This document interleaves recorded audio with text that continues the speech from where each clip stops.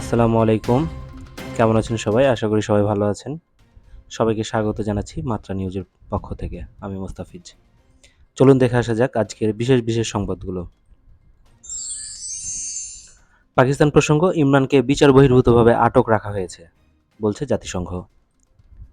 পাকিস্তানের সাবেক প্রধানমন্ত্রী ইমরান খানকে বিচার বহির্ভূতভাবে কারাগারে রাখা হয়েছে বলে মন্তব্য করেছে জাতিসংঘের একটি মানবাধিকার সংস্থার ওয়ার্কিং গ্রুপ।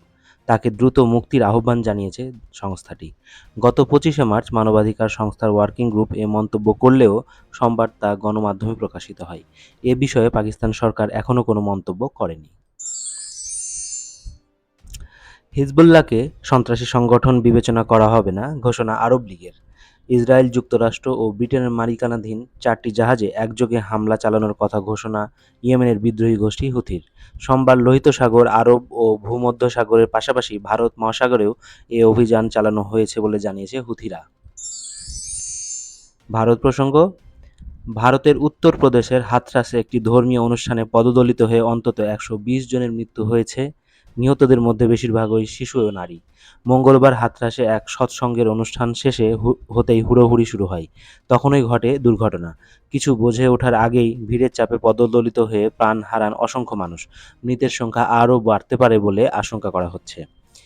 ভারতের লোকসভার সংসদ সদস্য হিসেবে গত মঙ্গলবার শপথ নিয়েছেন হায়দ্রাবাদ থেকে নির্বাচিত এআইএমআইএম সভাপতি আসাদ উদ্দিন ওয়াইসি। ওই দিন শপথ শেষে জয় প্যালেস্টাইন স্লোগান দেন তিনি। তা নিয়েই ভারতে দেখা দেয় তুমুল বিতর্ক।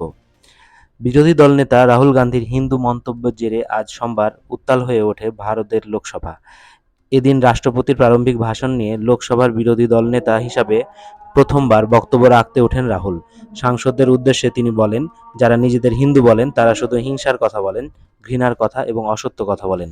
তারপরে ট্রেজারি বেঞ্চ থেকে হইচই শুরু হয়ে যায়।